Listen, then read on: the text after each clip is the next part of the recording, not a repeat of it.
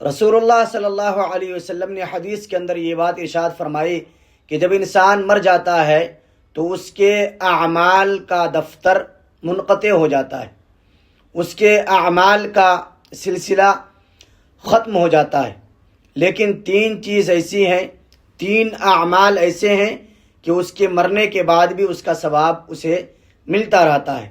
Number 1، صدقہ جاریہ۔ صدقہ جاریہ کیا ہے؟ مسجد بنا دیا، مدرسہ بنا دیا، کنواں کھودوا دیا، یا قرآن شریف اس کے بنا کر کے لوگوں میں تقسیم کر دیا، تو یہ ثواب جاریہ ہے، تو اس کا ثواب مرنے کے بعد بھی ملتا رہتا ہے۔ نمبر 2، وہ علم جس سے نفع اٹھایا جا سکے، یعنی کہ کسی کو تعلیم دے دی۔